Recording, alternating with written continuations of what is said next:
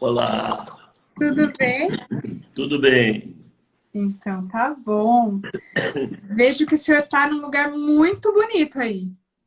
Pois é, eu fugi do frio, tô na Bahia. Ai, que delícia. Aqui tá frio mesmo, tá frio mesmo.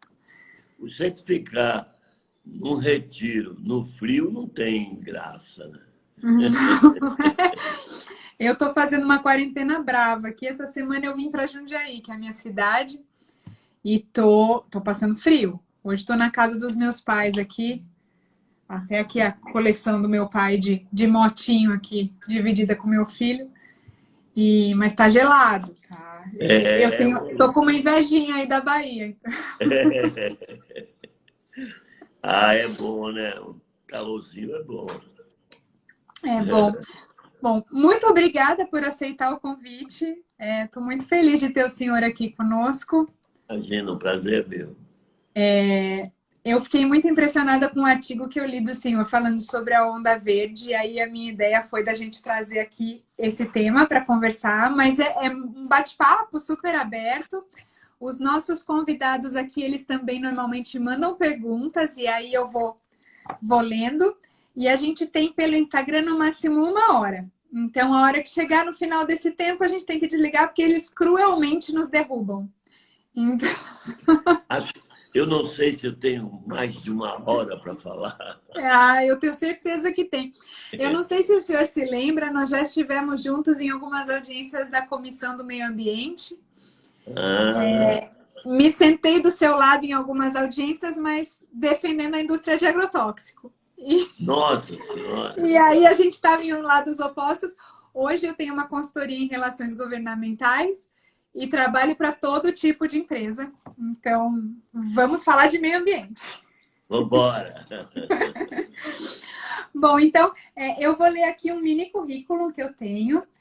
O senhor José Luiz Pena é empresário e músico, compositor, inclusive, né? Eu vi que o senhor compôs algumas músicas com Belchior, inclusive.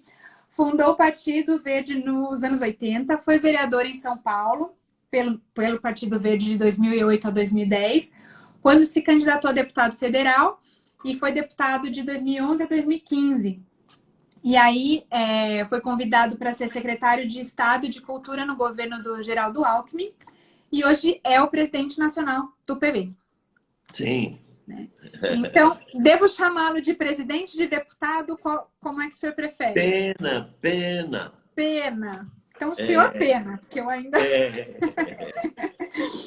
Então, vamos lá. O senhor quer acrescentar alguma coisa? não, não. Tá ótimo. Então, tá bom. Eu queria começar perguntando sobre o que é o novo Green Deal. Né? Na verdade, o Green New Deal, né? Que veio daquela expressão lá do passado de Roosevelt e agora ela tem sido usada nos Estados Unidos. Pois é, na verdade, esse momento tão dolorido para a humanidade, que é a coronavírus, a pandemia, trouxe também uma reflexão e uma observação. A quarentena fez cair a emissão de carbono na atmosfera, né? Mas coisas importantes, bilhão, trilhão de toneladas de carbono.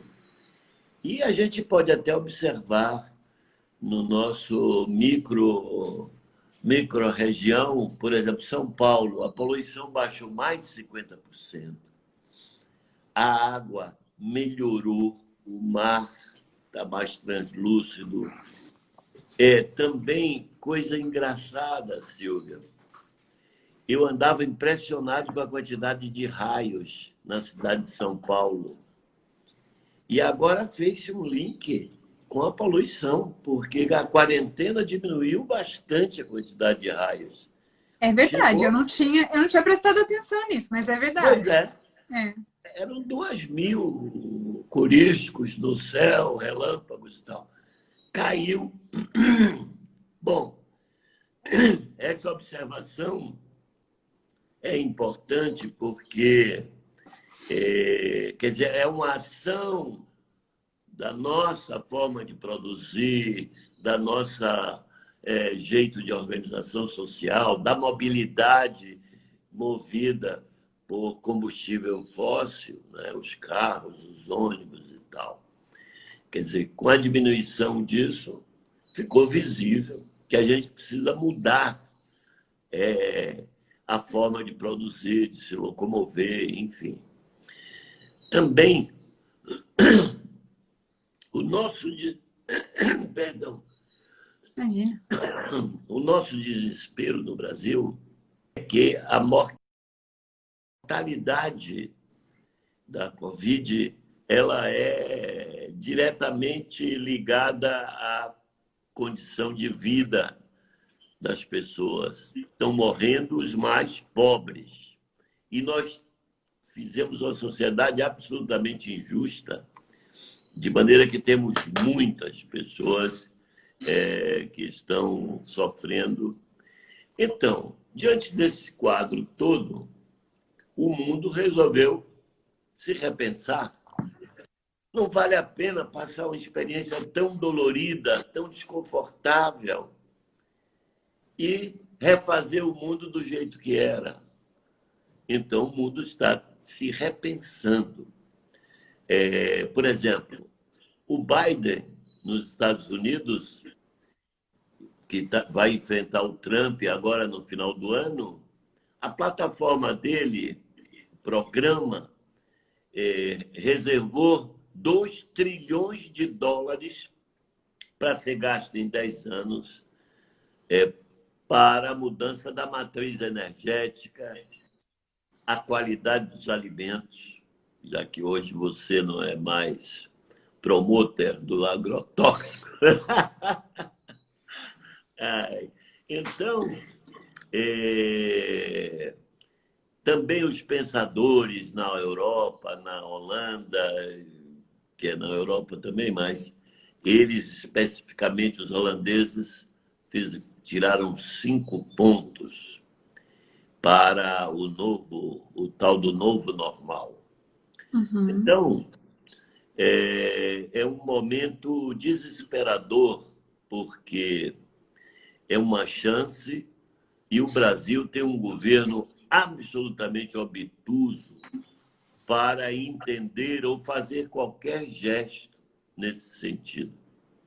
Uhum. Então, nós, principalmente do Partido Verde, como essas preocupações e essas intenções caminharam muito para o nosso lado, nós estamos nessa batalha de chamar a atenção das pessoas que não vale a pena reconstruir o que tínhamos. Nós precisamos diminuir as distâncias econômicas, valorizar a nossa biodiversidade, né? Que são requisitos primordiais para esse mundo que virá.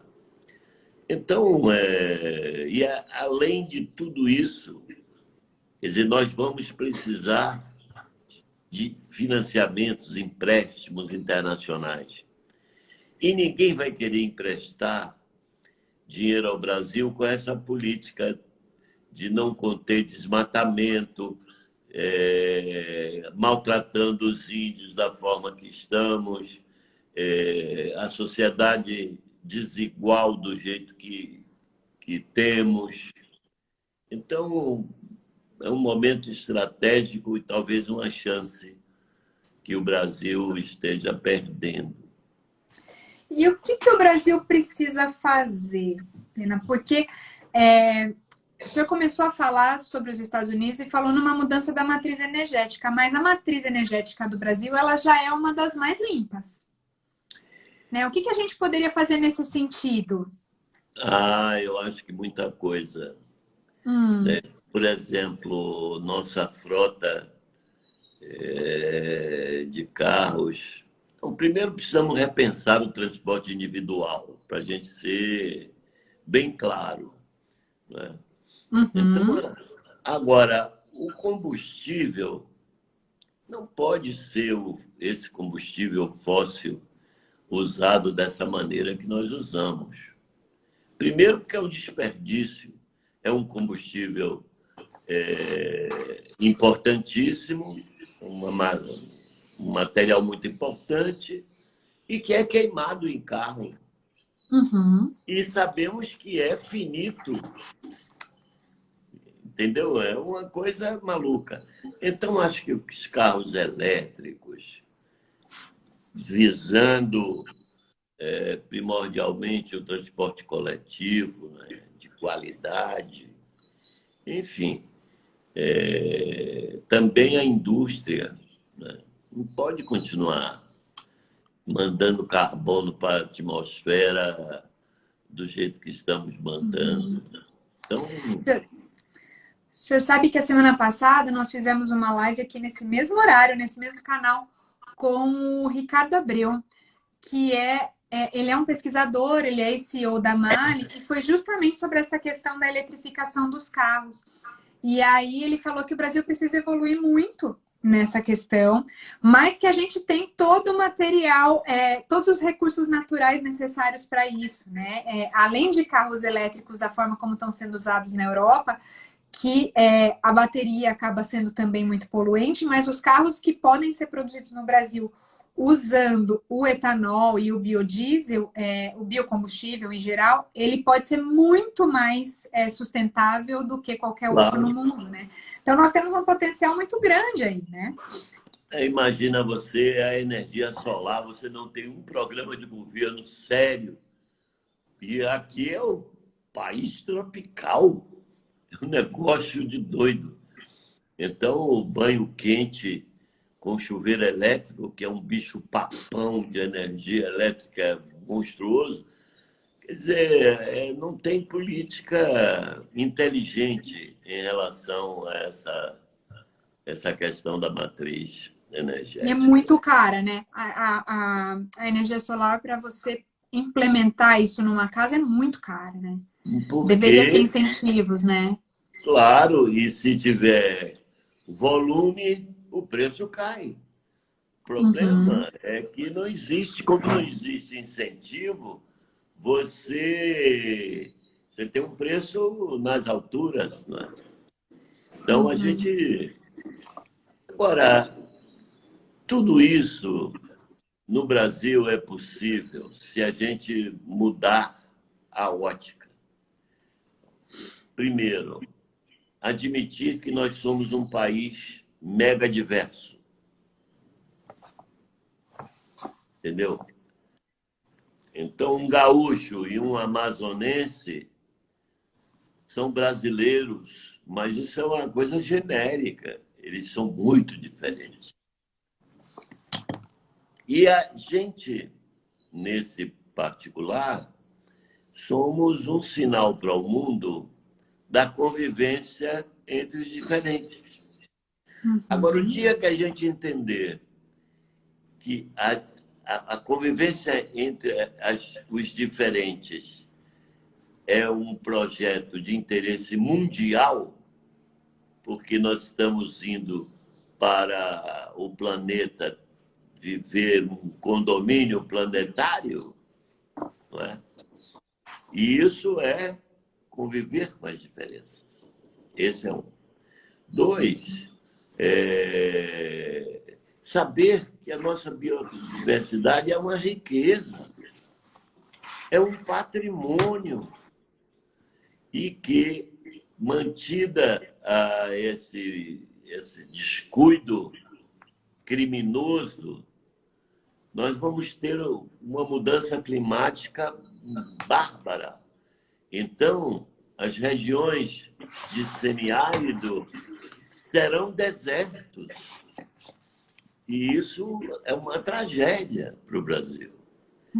Aí os regimes de chuva, quer dizer, a soja que se canta, na verdade depende das chuvas enviadas pela Amazônia, no centro-oeste. Os tais rios de vapor, ou rios Uhum. voadores, como você preferir. Se acabar essa fonte de água na atmosfera, que é a floresta amazônica, joga, nós não teremos produtividade. Uhum. Então, nós precisamos crescer. Não existe conflito de interesses entre os ambientalistas e os produtores, os empresários. Isso é falso. Nós queremos, sim, ter uma vida longa produtiva, e essa vida longa produtiva só é possível com o reconhecimento do trabalho fantástico que as florestas, que as águas proporcionam aos produtores.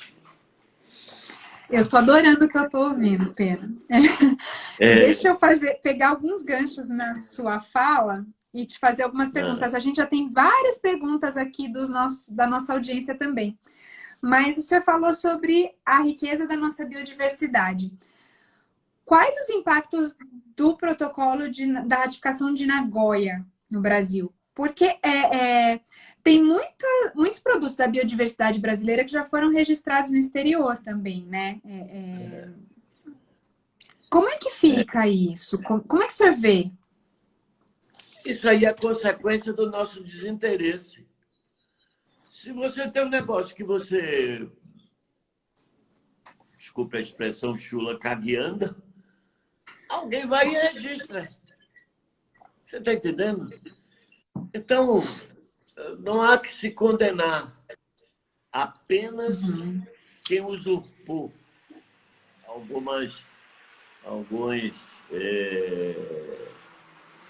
alguns produtos geneticamente brasileiros, genuinamente. Mas também o nosso descaso. Né? Quer dizer, o que é que se faz para proteger? Nós somos, talvez, o país mais rico em água potável. O que é que nós fazemos para proteger? Entende? Então, quem não cuida, perde. Roubam. Agora, é isso, né? O Brasil é o país mais rico em água potável. Provavelmente o país que tem a maior área preservada e reconhecendo que há problemas graves de desmatamento, sim. E aí eu tenho algumas perguntas aqui que eu acho que podem conectar com o que a gente está falando. O Rossi Barros, ele pergunta por que o mundo não paga ao Brasil. Ele está falando aqui provavelmente em pagamento por serviços ambientais, né? O senhor acha que isso é possível? Como é que o senhor vê esses pagamentos? E como que a gente poderia entrar nesse mercado? Porque a gente não está patinando, né? Tem um negócio de sequestro de carbono, tem várias coisas. Agora, como isso não tem valoração aqui, também cobrar não dá. Entendeu? Quer dizer, eu sei que tem muita gente do agronegócio que já sabe do serviço que a natureza presta para a sua produção. Mas tem um monte de gente que parece que o dia que acabar a fertilidade da terra vai para a Lua. Está entendendo? São exploradores insensíveis. Eu sou a favor que a gente cobre. Mas para a gente cobrar os serviços naturais que nós promovemos para o mundo, nós temos que zelar por eles primeiro. Dizer ao mundo que ele é caro para nós, para que a gente cobre. E algumas coisas nós temos feito. Por exemplo, eu já disse isso, vou repetir. Não há saída para essa crise, primeiro, sem a gente diminuir as diferenças econômicas e sociais bárbaras que nós temos no Brasil.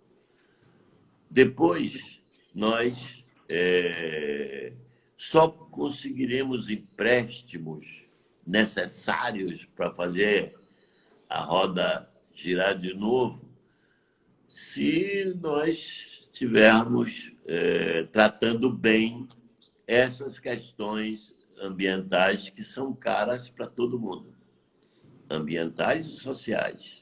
O mundo já tem movimentos para não se comprar produtos brasileiros lá fora.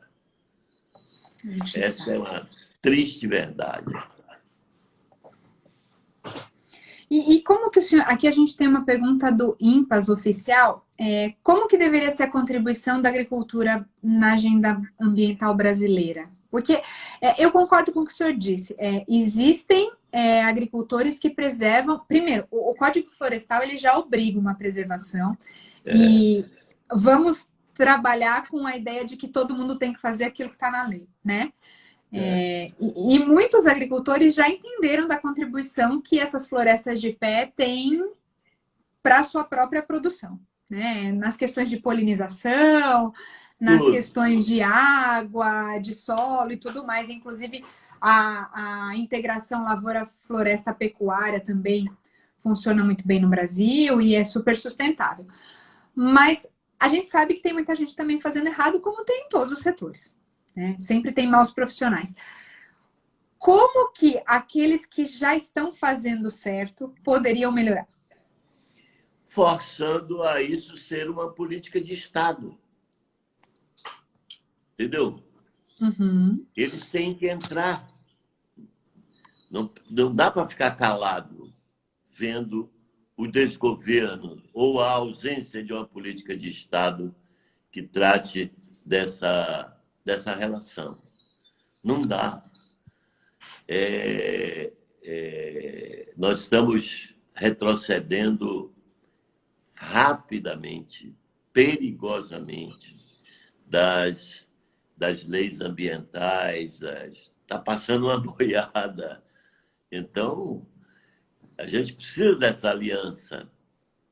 A gente precisa todos precisamos, primeiro pelo vigor econômico e depois por essa consciência nova da dependência, da interdependência entre a preservação e a produção.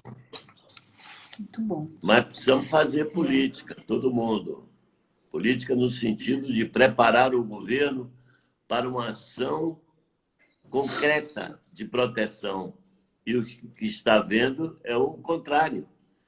É uma consciência burra de que a floresta é atraso. Então, a fronteira agrícola no Brasil está sendo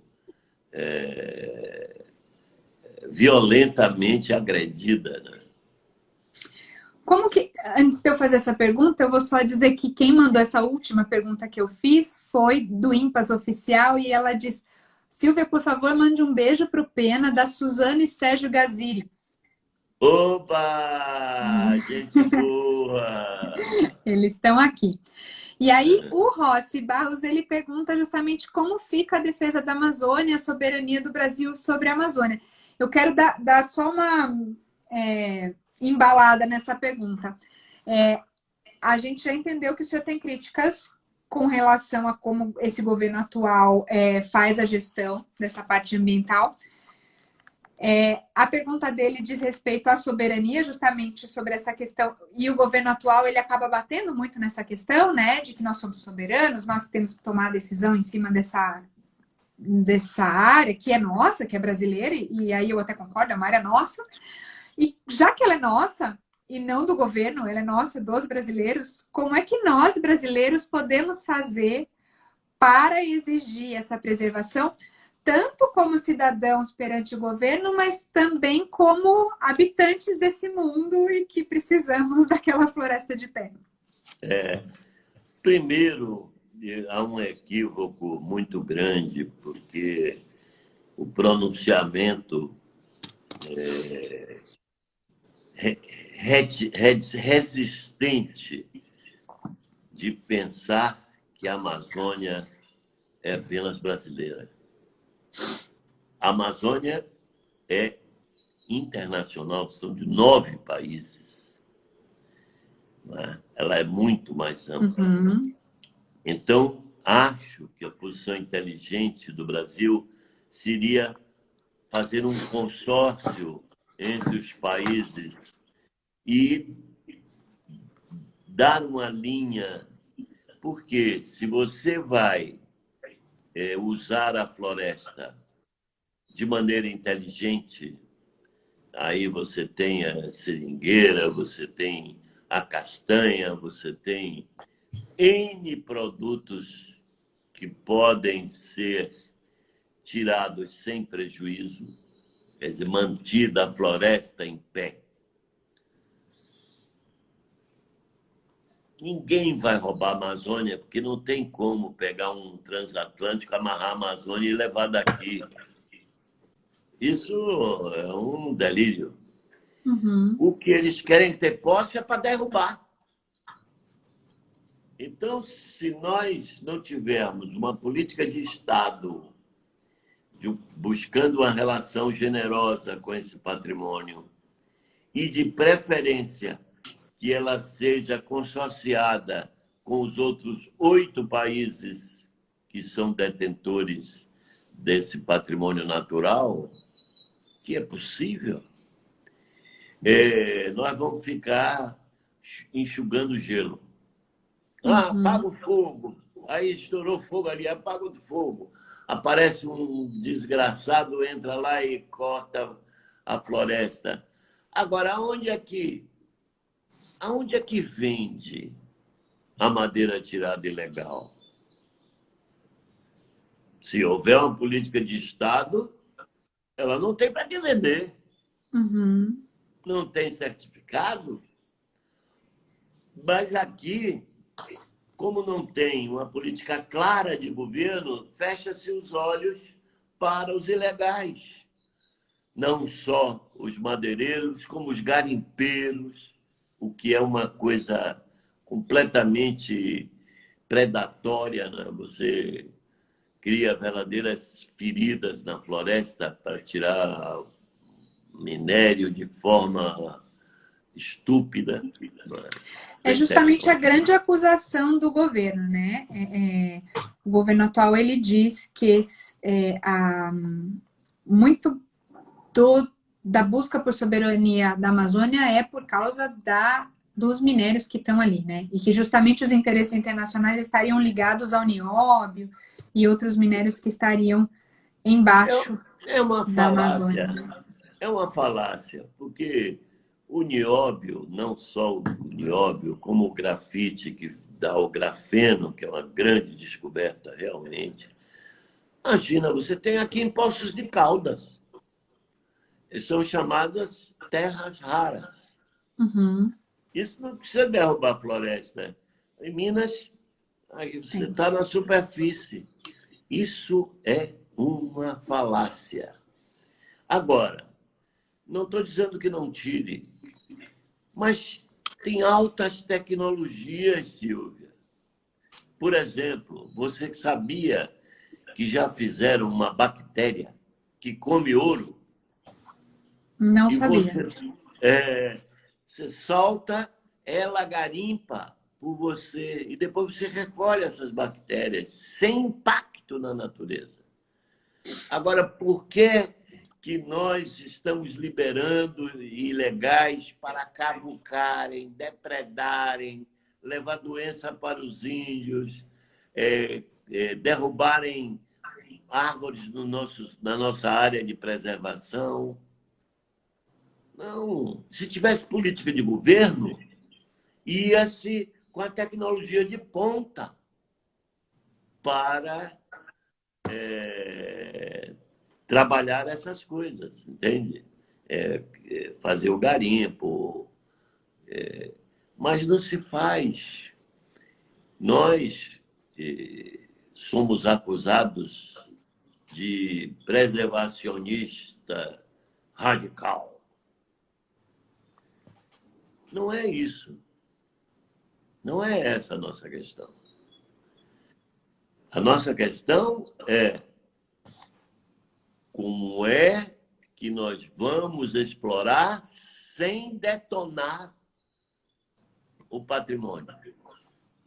Tem tecnologia para isso. Entende? A gente não quer fazer museu, não. Botar um museu, fazer uma redoma.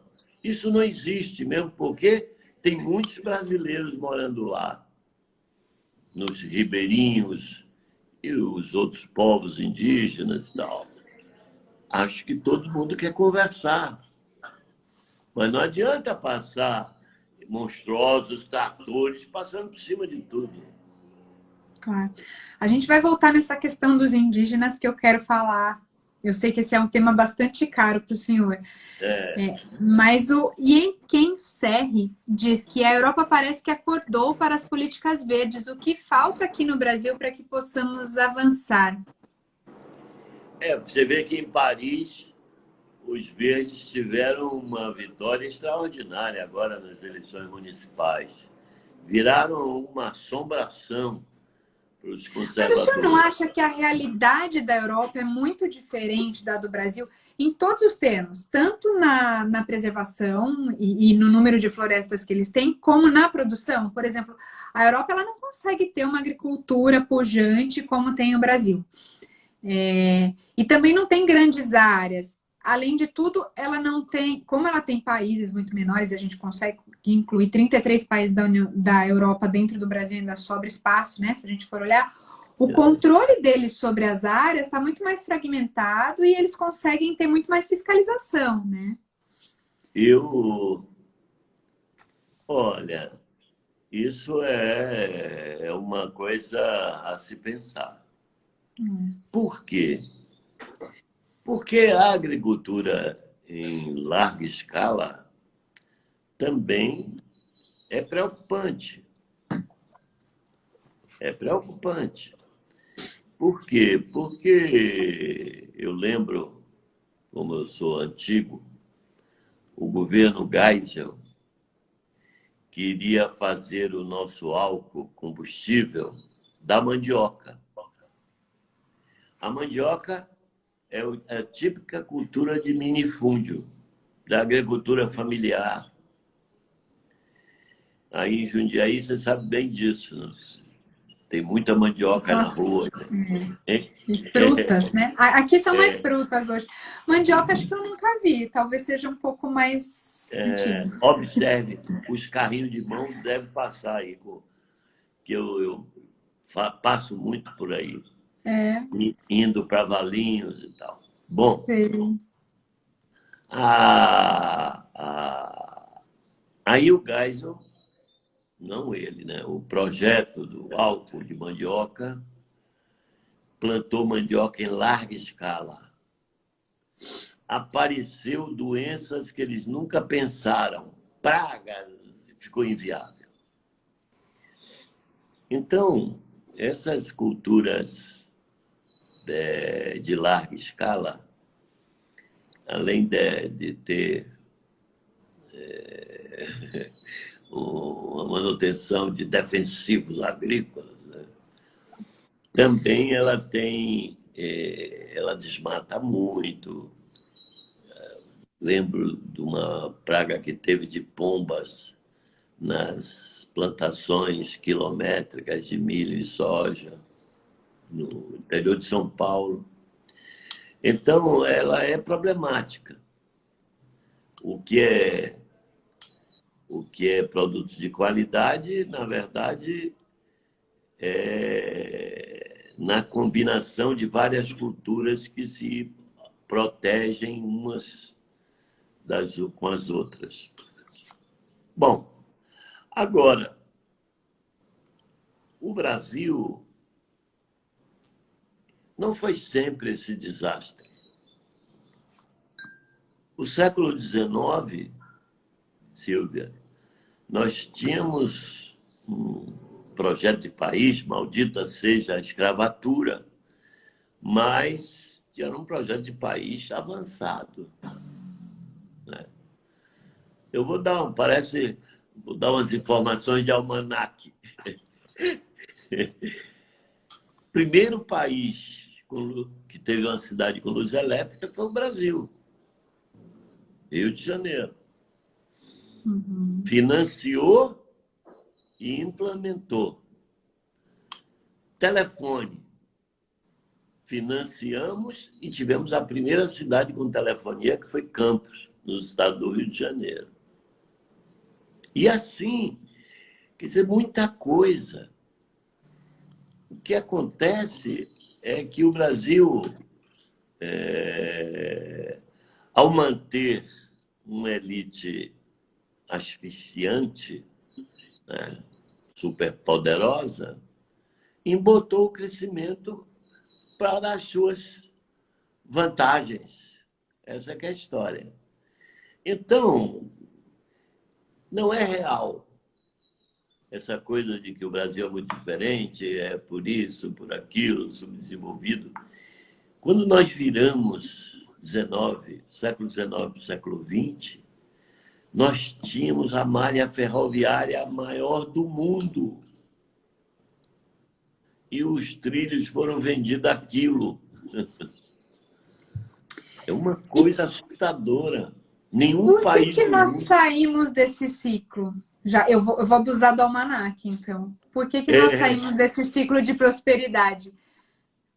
Não, é porque é exatamente o que eu estava lhe dizendo. Quer dizer, as pessoas que se beneficiaram da desigualdade trabalharam para o Brasil andar para trás. Essa é que é a história. Por exemplo, você quer ver coisa irritante? A família dos milionários brasileiros não mora no Brasil. Um mora em Miami, o outro mora em Londres, o outro na França. Que é isso? Aí vem falar de patriotismo. Silvia, vamos se ligar nesse negócio, é uma loucura.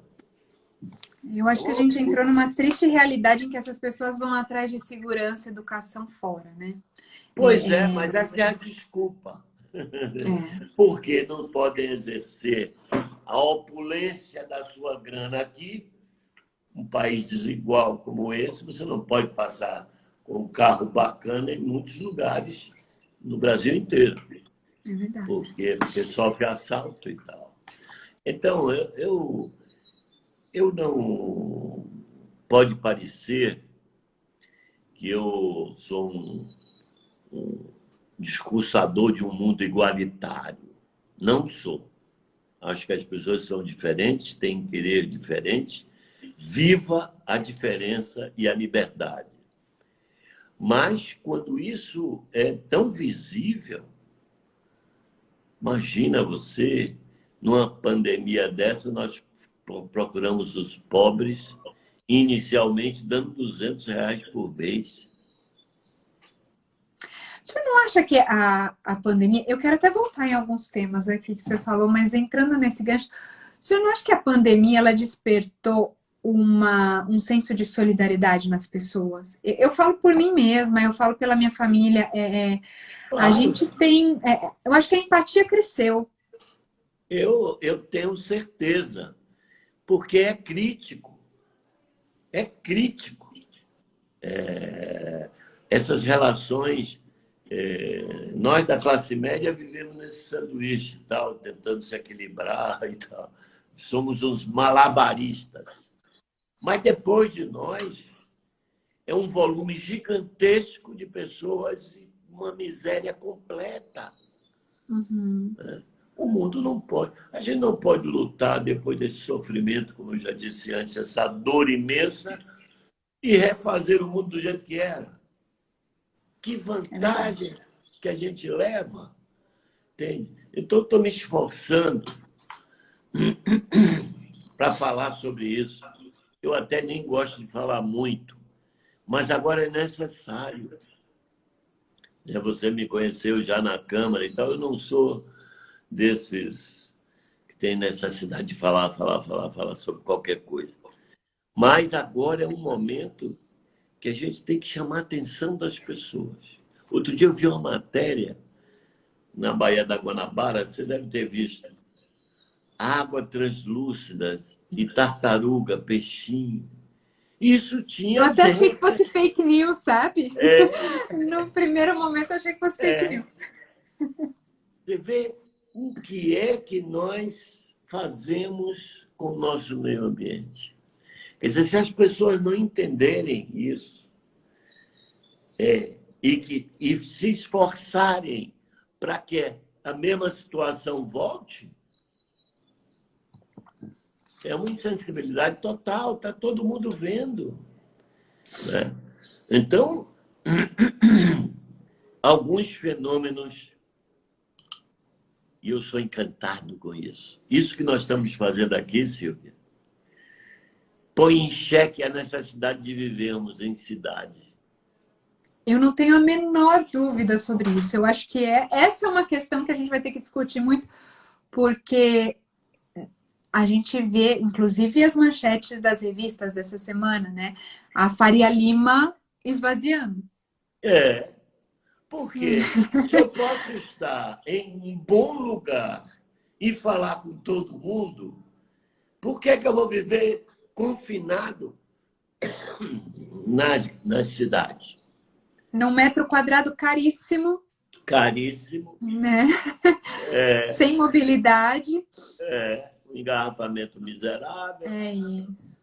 Enfim, eu, por exemplo, 12 de março, eu fiz com a Patrícia, minha mulher, fizemos o levantamento, olha, o negócio é sério.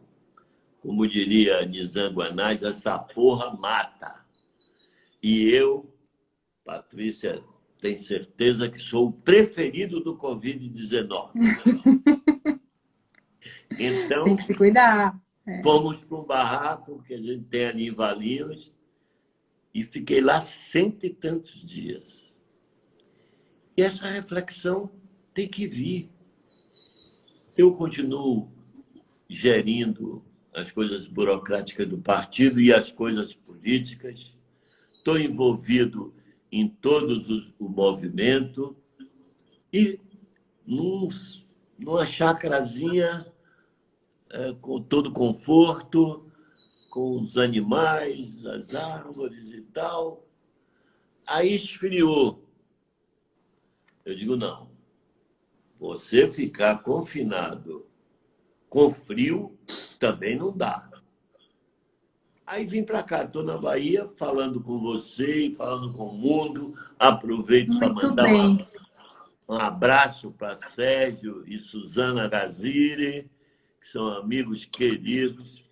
E tudo bem. Hoje eu já falei com centenas de pessoas. Centenas é exagero, mas dezenas certamente. Então, Silvia, é um momento que a pandemia maldita seja, uma dor terrível. Morreu Paiacã, meu conhecido índio. Os meus amigos queridos do Xingu estão vivendo um momento de tensão extraordinária. Me conta um pouquinho, eu ia entrar nesse tema, me conta um pouquinho como é que está a situação indígena. A gente tem mais algumas perguntas aqui, mas eu vou guardar bem para o final. E a gente daqui da cidade tem acompanhado o drama que estão as civilizações indígenas aí no norte, principalmente, né? E a Covid chegando, né? Como é que está isso? Não, você tem um serviço de atendimento precaríssimo. E como é que você vai isolar índio numa oca? Como é que isola? Então, e depois o seguinte, a forma com que o extermínio dos índios ficou eficaz era passando gripe, tarampo, catapora, pegava a roupa infectada em hospital e jogava de teco-teco em cima da aldeia para os índios pegarem e se contaminar. Verdade. E às vezes, é verdade, às vezes é meio absurdo da gente imaginar isso, né? Mas é real. É tão absurdo que não parece verdade. Não estou duvidando, mas é tão absurdo que não dá para acreditar. Como no início, nos anos 30, 40, no Paraná e em outros estados, tinha o profissional bugreiro. Era uma atividade humana contratável. O que era isso? Matar índio. Bugreiro, de tiro, de dinamite, enfim. Não é que a gente tenha melhorado, mas quando os índios diminuíram muito, eles agora a luta é para a sua preservação, né? Muito Então, difícil. então Como é que o cidadão comum pode ajudar numa causa como essa? eu acho que apoiando políticas que tenham contundência, importância, Silvia. Né? Eu lembro quando a gente começou com esse negócio dos anos 70, essa coisa de apoio ao índio, nós fizemos, né, muitas coisas. A Comissão Pró-Índio de São Paulo, juntando outras formas, outras organizações da sociedade civil, a igreja e tudo mais, para fazer um colchão de apoio. Porque se a gente não se dispuser a isso, o extermínio é inevitável. Também hoje, eu quero fazer justiça, o aparecimento de algumas lideranças indígenas com capacidade de dialogar sofisticada, né? Ailton Krenak, o próprio Álvaro Tucano, aqui em São Paulo nós temos Cacá Verá, que é um menino preparado. Então já tem uma geração de pessoas indígenas com capacidade de ir para o embate. Então, é promover o depoimento dele na mídia nacional, no inconsciente coletivo das pessoas. Nós precisamos... Tem muito trabalho pela frente, Silvia. Tem. O país é muito grande, tem muito problema, né? É um continente. Eu vou ler aqui mais 2 comentários. A gente está chegando ao fim aqui. Tem um comentário do Arilton Rocha. Ele coloca que a produção de alimentos em larga escala possibilitou o acesso de milhares de pessoas aos alimentos. E essa é uma questão que eu também gostaria de discordar do senhor com relação às grandes propriedades. Por convicção e por origem, na verdade, né? O Brasil, antes de ter... O Brasil, antes... Pode falar. Vamos ao leite.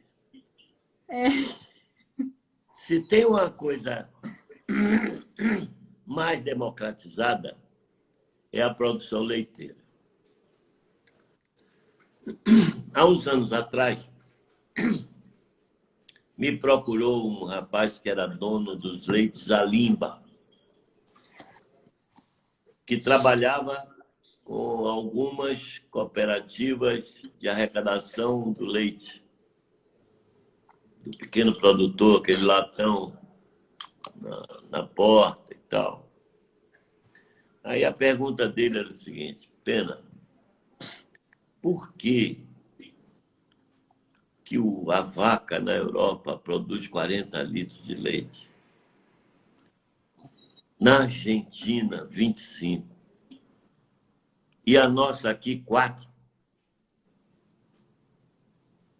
Eu disse a mesma coisa, porque não tem política de governo. Aí fomos indo e disse: rapaz, eu tinha, como dependo da produção deles, eu queria fazer uma distribuição gratuita de óvulos fecundados para inseminar as vacas originais dos caras. Mas não tem quem produza. Como eu sou um chato profissional, fui atrás e botei os 2 jantando. Vamos discutir isso aí. É uma coisa tão evidente e tão fácil. E por que não se faz?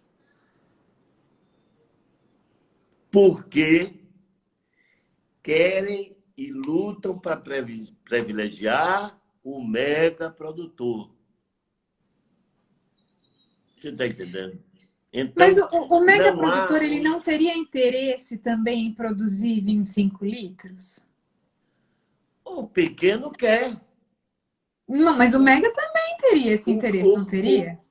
Mas eles têm vaca assim. Eles têm vaca estabulada produzindo isso.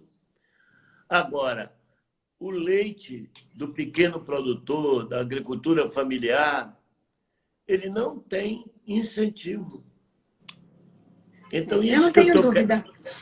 Eu Hein? não tenho dúvida que faltam políticas para a agricultura familiar, sim, eu não tenho dúvida. É, E trabalhando muitos anos nessa área, então, eu sou absolutamente convencida disso. Mas eu também tenho certeza que a agricultura familiar também usa defensivos.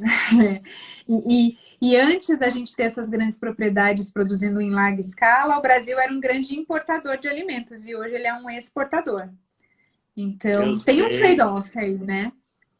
eu sei. E eu já disse antes que não sou contra. Havendo consciência da interação necessária entre patrimônio natural e produção, isso é que é vida inteligente. Sem Agora, dúvida. agora, você dizer que só quem produz e quem sustenta a barriga das pessoas é a produção de larga escala, isso não é verdade. Nunca, nunca. Podia Pelo ser contrário. diferente. Por exemplo, como é que você vai fazer produtos orgânicos, que está muito na moda, e eu acho bom que esteja, em larga escala? Difícil, Não faz. não Não faz. faz. Então, por que que esse mercado consumidor crescente, eu sei que não é majoritário, mas é crescente, não tem um estímulo da produção? Então, a gente tem que pensar um pouco.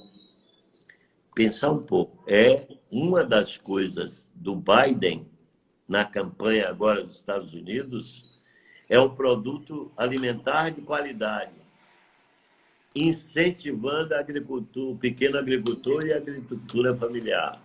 Você entende? Essa é uma das Uhum. questões do novo normal que nós Legal. precisamos trabalhar. Então, não estou querendo tirar a produção de larga escala, mas estou querendo dizer que nós temos que ter uma visão crítica sobre todos E esses o país é aspectos que eu grande o falei. suficiente para a gente Para ter acomodar isso ou todos, né? aquilo. Agora, É isso. é um país que não faz zoneamento econômico ecológico. Você imagina, uma vez tentaram me agredir em Porto Seguro, na Bahia. Porto Hum. Seguro tinha a maior oferta de cama para hospedagem que Salvador, naquela época. No entanto, se instalou lá, numa região que se viabilizou pelo turismo, 5 produtoras de papel. Um Não sabia. contrassenso. Hein? Não. Eu não sabia. Eu fui depor contra e os caras tentaram me agredir. Só não vieram porque eu sou um pouco grande e algum ia se machucar, mas vieram com sede. Entende? Agora, burrice.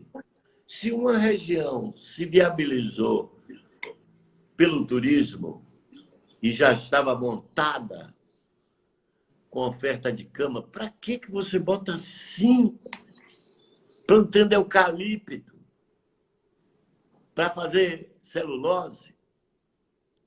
Porra, tem lugar degradado que dá para fazer e que não tem viabilidade econômica. É aí que é a grande questão. O Brasil não consegue pensar com programação. Imagina você o seguinte: no primeiro governo Lula, eu disse para ele, ó, eu estou vindo do Maranhão, tive com o governador sentado no Palácio dos Leões, e ele me disse que 95% do que se consome na ilha de São Luís vem do Ceasa de São Paulo. Tem lógica essa economia? Essa foi a pergunta. Nenhuma. Pô, o mamão da Bahia é uma coisa, o Brasil é um negócio de doido. O mamão da Bahia vai para o Ceasa e volta para o baiano comer. Muito mais caro. Pô, claro. E as frutas do Nordeste são das melhores, né? Porque tem alto índice de sódio, de cloreto de sódio na terra, e ela vem muito doce.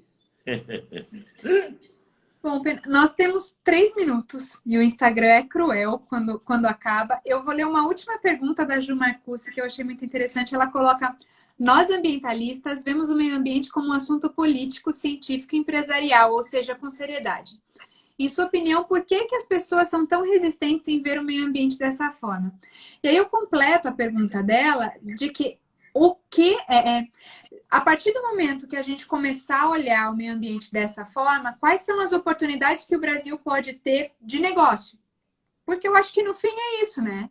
A gente tem que viabilizar negócios também com o meio ambiente. Olha,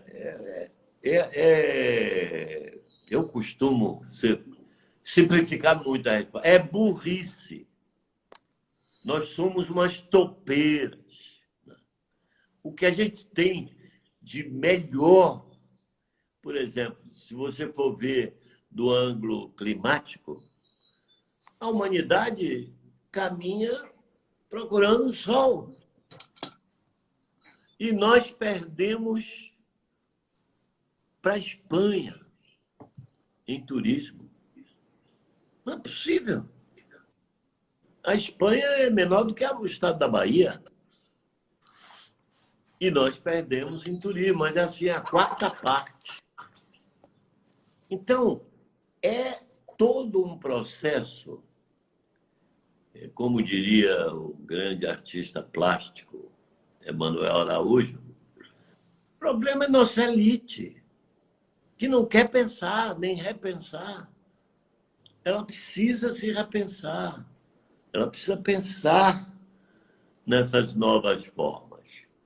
Veja você o seguinte, como a gente não é um partido ônibus, e, enfim, não estou dizendo que as pessoas não errem. Erra, sai. Erra, sai. Você tem direito a entrar, mas sai na hora que fizer uma coisa feia.